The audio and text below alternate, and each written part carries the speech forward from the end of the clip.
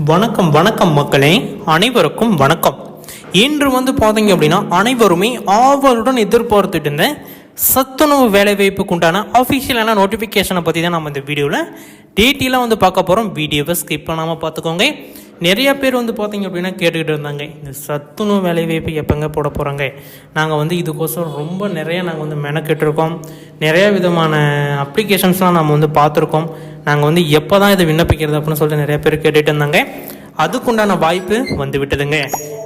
ஆமாங்க, நீங்கள் எதிர்பார்த்துட்டு இருந்த சத்துணவு வேலைவாய்ப்புக்குண்டான ஒரு அஃபிஷியலான நோட்டிஃபிகேஷனை தான் நம்ம இந்த வீடியோவில் டீட்டெயிலாக பார்க்க போகிறோம். வீடியோவை ஸ்கிப் பண்ணாமல் பார்த்துக்கோங்க. ஏதாச்சும் டவுட்ஸ் இருக்குது அப்படின்னா தாராளமாக எங்களை தொடர்பு கொள்ளலாம். வீடியோவை ஸ்கிப் பண்ணாமல் பாருங்கள்.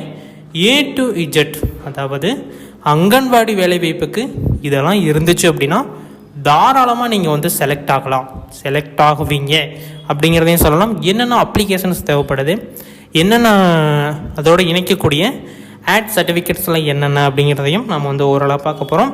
என்னென்ன அப்படின்னா கம்யூனிட்டி சர்டிஃபிகேட், உங்களுடைய ஆதார் கார்டு. ஏன்னா இப்போ எதுக்கு ஆதார் கார்டு மீன் பண்ணி கேட்குறாங்க அப்படின்னா, நீங்கள் இருக்கக்கூடிய அட்ரஸில் இருந்து அங்கே நீங்கள் விண்ணப்பித்த பள்ளி அட்ரஸ் வரைக்கும் எத்தனை கிலோமீட்டர்ஸ் இருக்குது அப்படிங்கிறத ஒரு கால்குலேஷன் போடுவாங்க அவங்களே. அது இல்லாமல் தூரச் சான்றிதழ் அப்படின்னு சொல்லிட்டு அரசு தரப்புலேருந்து ஒன்று இருக்குதா, அந்த தூரச் சான்றிதழை பார்த்தீங்க அப்படின்னா அவங்க கேட்பாங்க. அதை ரெடி பண்ணணும். எல்லாமே A to Z நம்ம இந்த வீடியோவில் தெளிவாக 1 by 1 பொறுமையாக பார்க்கலாம். ஒன்றும் அர்ஜென்ட் கிடையாது. எப்படி அப்ளிகேஷன் ஃபார்ம் ஃபில் பண்ணணும், என்ன பண்ணணும், A to Z நம்ம இந்த வீடியோவில் தெளிவாக பார்க்க போகிறோம். உடச்சி சொல்ல போகிறேன். வீடியோவை ஸ்கிப் பண்ணாமல் பாருங்கள். ஓகே, வீடியோக்குள்ளே போகலாமா? அதுக்கு முன்னாடி நீங்கள் நமது சேனலை சப்ஸ்கிரைப் பண்ணலை அப்படின்னா உடனடியாக சப்ஸ்கிரைப் பண்ணி அந்த பெல் ஐக்கான ஆல் அப்படிங்கிற ஆப்ஷனை சூஸ் பண்ணி வச்சுக்கோங்க. அப்போ தான் பார்த்தீங்க அப்படின்னா உங்களுக்கு அஃபிஷியலாக ஏதாச்சும் ஒரு அரசு தரப்புலேருந்து அறிவித்தா உடனுக்குடனே தெரிஞ்சுக்க முடியும். நீங்களும் பார்த்தீங்க அப்படின்னா ஒரு அப்டேட்டோடு இருக்கலாம். ஓகேங்களா? ஓகே, வாங்க இப்போ வீடியோக்குள்ளே போகலாம். ஃபஸ்ட்டு ஒன் என்ன அப்படின்னா, என்னென்ன சர்டிஃபிகேட்ஸ்லாம் ஒன்ஸ் தேவைப்படுது அப்படிங்கிறத நான் ஒன்ஸ் பார்த்தீங்க அப்படின்னா இப்போ சொல்கிறேன். பொறுமையாக பார்த்து தெரிஞ்சுக்கோங்க. 10 சர்டிஃபிகேட் இருக்குது. அந்த 10 சர்டிஃபிகேட்டும் என்ன அப்படிங்கிறத நம்ம இப்போ பார்க்கலாம். ஃபஸ்ட்டு பார்த்தீங்க அப்படின்னா உங்களுடைய ஆதார். என்னென்ன சர்டிஃபிகேட் அப்படின்னா மொத்தம் ஒரு 10 சர்டிஃபிகேட் கட்டாயமாக வேணும்.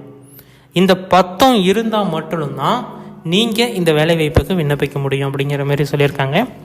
அது என்னென்னா அந்த 10 சர்டிஃபிகேட் அப்படின்னா, ஃபஸ்ட்டு ஒன் ஆதார் கார்டு.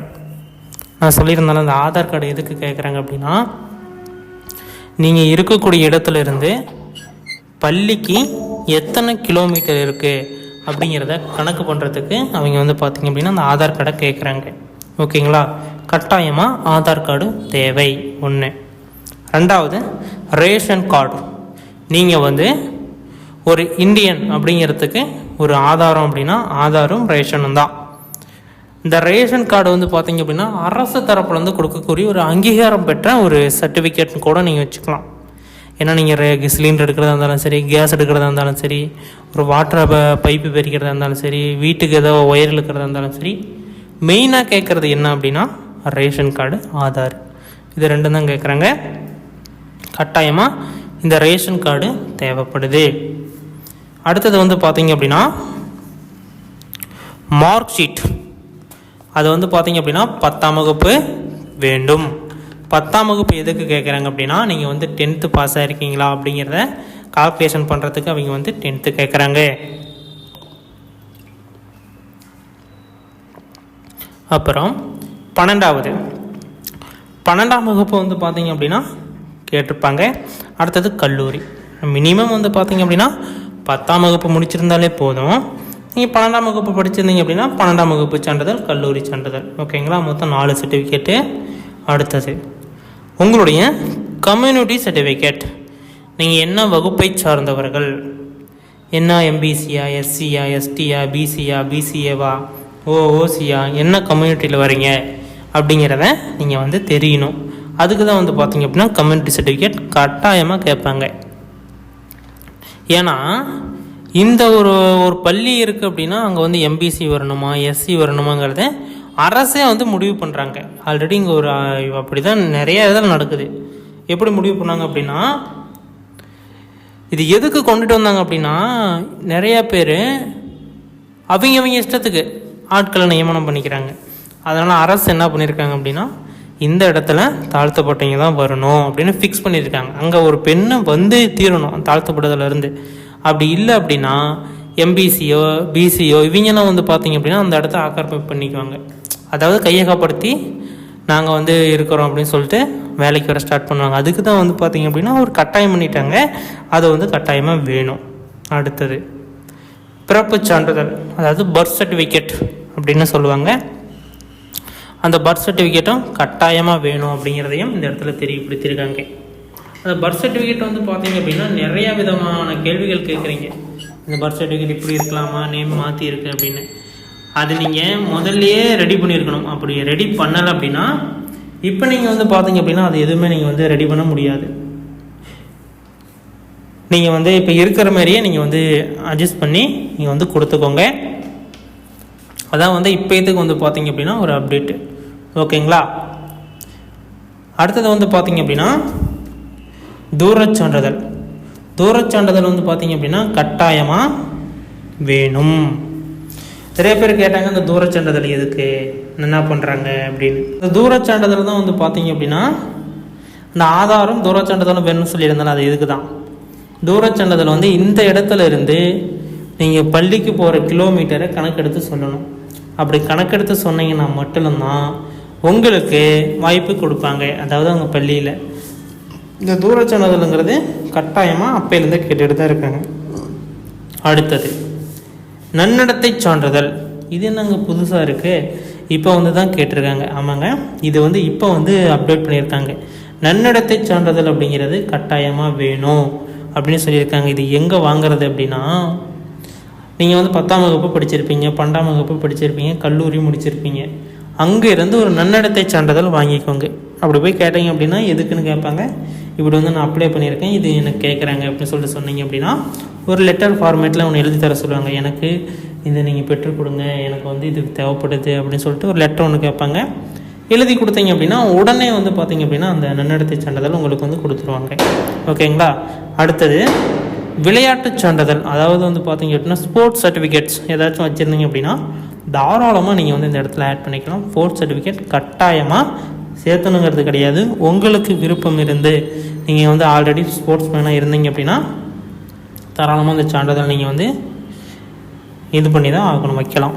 அடுத்தது அப்ளிகேஷன் ஃபார்ம். அதாவது அங்கே அரசு தரப்புலேருந்து கொடுக்குறாங்களா அப்ளிகேஷன் ஃபார்மு, அதை வந்து பார்த்தீங்க அப்படின்னா நீங்கள் வந்து வச்சு அனுப்பணும்.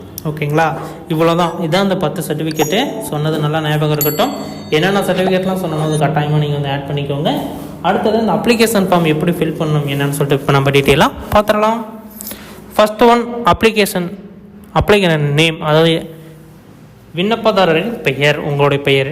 அடுத்தது விண்ணப்பிக்கும் பதவியின் பெயர். நீங்கள் என்ன பதவிக்கு விண்ணப்பிக்கிறீங்க, சமையலரா, சமையல் உதவியாளரா, பொறுப்பாளரா, என்ன கேட்டகரியில் விண்ணப்பிக்கிறீங்களோ அதை போட்டுக்கோங்க. அடுத்தது வந்து பார்த்தீங்க அப்படின்னா தகப்பனார் கணவர் பெயர். ஆணாக இருந்தீங்க அப்படின்னா தகப்பனார் பெயர் போட்டுக்கோங்க. பெண்ணாக இருந்தீங்க அப்படின்னா கணவர் பெயர். திருமணம் ஆயிடுது அப்படின்னா கணவர் பெயர் போட்டுக்கலாம். இல்லை திருமணமாகவில்லை என்றால் தகப்பனார் பெயரை நீங்கள் வந்து போட்டுக்கலாம். பிறந்த தேதி மற்றும் வயது. நிறைய பேர் கேட்குறாங்க இந்த விதவைகள் நாங்களாம் யார் பேர் போடுறது அப்படின்னு சொல்லிட்டு. நீங்கள் வந்து கணவர் பேர் தான் போடணும். அதை வந்து நான் தெளிவாக சொல்லிக்கிறேன். ஏன்னா நிறைய பேர் மெசேஜ் பண்ணுறாங்க. கட்டாயமாக நீங்கள் கணவர் பெயர் தான் போடணும். அடுத்தது விவாகரத்து ஆனீங்க அதுமாரி நிறைய பேர் கேட்குறாங்க. நான் இதுக்கு இதை சொல்ல வரேன் அப்படின்னா நிறைய பேர் கேள்விகள் கேட்குறதுனால இதிலே அப்டேட் பண்ணுறேன். நீங்கள் வந்து பார்த்தீங்க அப்படின்னா தகப்பனார் பெயரை நீங்கள் போட்டுக்கலாம். அடுத்தது பிறந்த தேதி மற்றும் வயது. பிறந்த தேதி என்ன அப்படிங்கிறத போட்டுக்கோங்க. அதை கால்குலேஷன் பண்ணி என்ன வயது அப்படிங்கிறதையும் போட்டுக்கோங்க. அடுத்தது கல்வி தகுதி என்ன, 10th 12th டிகிரியான்னு கேட்டிருக்காங்க. விண்ணப்பதாரரின் நிரந்தர முகவரி என்ன, உங்களுடைய ஆதாரில் இருக்க முகவரியை அப்படி எழுதிக்கோங்க. விண்ணப்பிக்கும் மையத்தின் பெயர், மண்டலம், வார்டு எண்ணை குறிப்பிடவும். நீங்கள் வந்து வார்டா மண்டலமா என்னென்னு கேட்குறாங்க, அதை வந்து குறிப்பிட்டுக்கோங்க. அது வந்து உங்களுடைய கிளை செயலாளர் கேட்டிங்க அப்படின்னா சொல்லுவார்.